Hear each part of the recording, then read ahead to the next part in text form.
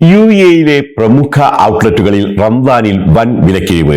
രാജ്യത്തെ 644 പ്രമുഖ ഔട്ട്ലെറ്റുകളിലാണ് 10,000-ഓളം ഉൽപ്പന്നങ്ങൾക്ക് 50% വരെ കിഴിവുകൾ പ്രഖ്യാപിച്ചത്. രാജ്യത്തുടനീളം 600-ൽ-അധികം ഔട്ട്ലെറ്റുകളുള്ള ലുലു ഹൈപ്പർ മാർക്കറ്റിൽ 5,500-ഓളം ഉൽപ്പന്നങ്ങൾക്ക് 65% വരെ വിലക്കിഴിവാണ് റംദാനിൽ പ്രഖ്യാപിച്ചിട്ടുള്ളത്. UAE ടെലിമാർക്കറ്റിംഗ് കമ്പനികൾ കരുതിയിരിക്കുക, അംഗീകാരമില്ലെങ്കിൽ പിടിവീഴും. ദുബൈയിൽ ടെലിമാർക്കറ്റിംഗ് ചട്ടങ്ങൾ ലംഘിച്ചതിന് 159 കമ്പനികൾക്ക് 50,000 ദിർഹം വീതം പിഴ ചുമത്തി. 174-ഓളം കമ്പനികൾക്ക് മുന്നറിയിപ്പും നൽകിയിട്ടുണ്ട്. അനധികൃതമായ വിൽപ്പന കോളുകൾ കുറയ്ക്കുന്നതിനും ഉപഭോക്തൃ സ്വകാര്യത സംരക്ഷിക്കുന്നതിനും ലക്ഷ്യമിട്ടുള്ള ടെലിമാർക്കറ്റിംഗ് നിയന്ത്രണങ്ങൾ ഏർപ്പെടുത്തിയതോടെയാണ് കർശനമായ പരിശോധന നടത്തി തുടങ്ങിയത്. ഗാർഹിക തൊഴിലാളി നിയമലംഘനം 14 റിക്രൂട്ട്മെന്റ് ഏജൻസികൾക്കെതിരെ നിയമ നടപടികൾ. 22 നിയമലംഘനങ്ങളാണ് കഴിഞ്ഞ ഒരു മാസത്തിനുള്ളിൽ തന്നെ കണ്ടെത്തിയത്. നിയന്ത്രണങ്ങളും മാർഗനിർദ്ദേശങ്ങളും പാലിക്കാത്തതിന് 2 അധിക ലംഘനങ്ങൾ കൂടി റിപ്പോർട്ട് ചെയ്യപ്പെട്ടതായി മാനവവിഭവശേഷി എമിറേറ്റൈസേഷൻ മന്ത്രാലയം അറിയിച്ചു. UAE പരക്കെ മഴ. ദേശീയ കാലാവസ്ഥാ നിരീക്ഷണ കേന്ദ്രം മഞ്ഞ, ഓറഞ്ച്, പൊടി അലർട്ടുകൾ പ്രഖ്യാപിച്ചു. ദൂരക്കാഴ്ച കുറയുമെന്നും മുന്നറിയിപ്പുണ്ട്.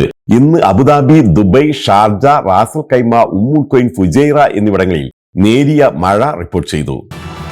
സ്വർണ്ണവിലയിൽ ഇടിവ്. ഇന്നലെ സർവകാല റെക്കോർഡിലെത്തിയ വിലയാണ് ഇന്ന് ഇടിഞ്ഞത്.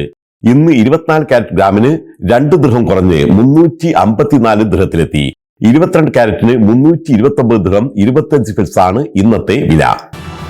അജ്മാനിൽ കാണാതായ ബംഗ്ലാദേശ് യുവാവിനെ കണ്ടെത്തി.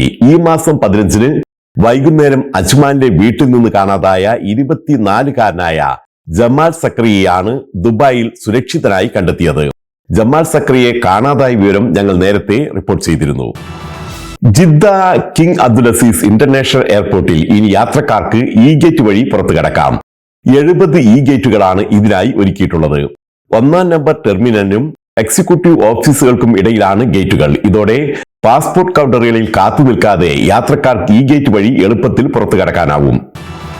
സൗദി അറേബ്യയിലെ ജിസാൻ പ്രവിശ്യ മുൻ ഗവർണർ മുഹമ്മദ് ബിൻ തുർക്കി അൽ സുദൈരി രാജകുമാരൻ അന്തരിച്ചു. 1977 മുതൽ 2001 വരെ 25 വർഷം ജിസാൻ ഗവർണറായിരുന്ന മുഹമ്മദ് ബിൻ തുർക്കി അൽ സുദൈരി സ്വയം രാജിവെച്ചൊഴിയുകയായിരുന്നു.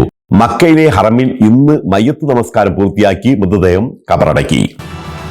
അബുദാബി മലയാളി സമാജം മുൻ വൈസ് പ്രസിഡന്റ് പള്ളിക്കൽ ബാബു എന്ന അബ്ദുൽ കലാം അന്തരിച്ചു. 78 വയസ്സായിരുന്നു. തിരുവനന്തപുരം പള്ളിക്കൽ കുന്നിൽ സ്വദേശിയായ പള്ളിക്കൽ ബാബു 35 വർഷത്തോളം അബുദാബിയിൽ എത്തിസ്ലാത്ത് ടെലികോം കമ്പനിയിൽ ഉദ്യോഗസ്ഥനായിരുന്നു. മൃതദേഹം നിലമേൽ മുരുക്കുമൺ പള്ളിയിൽ കബറടക്കി. റാസൽ ഖൈമ ഐഡിയൽ സ്കൂൾ അധ്യാപിക അഖില സന്തോഷിന്റെ കുഞ്ഞിയുടെ കുഞ്ഞിപ്പാട്ടുകൾ എന്ന ബാലസാഹിത്യകൃതി മുൻ മലയാളം മിഷൻ രജിസ്ട്രാറും കവിയും ഗാന രചയിതാവുമായ വിനോദ് വൈശാഖി പ്രകാശനം ചെയ്തു. മാളവികയുടെ സ്വാഗതഗാനത്തോടെ ആരംഭിച്ച പരിപാടിയിൽ ഉണ്ണി അമ്മയമ്പലം പുസ്തക പരിചയം നടത്തി. സ്മിത PR അധ്യക്ഷത വഹിച്ചു. ശിശുക്ഷേമ വകുപ്പ് ജനറൽ സെക്രട്ടറി GL അരുൺ ഗോപിയും കുട്ടികളും പുസ്തകം ഏറ്റുവാങ്ങി. കാരക്കാമണ്ഡപം വിജയകുമാർ, സഫറുള്ള പാലപ്പെട്ടി, അജന്ത, ജയശ്രീ, ശ്രീകുമാരി എന്നിവർ ആശംസകൾ നേർന്നു. അഖില സന്തോഷ് മറുമൊഴിയും നന്ദിയും അറിയിച്ചു.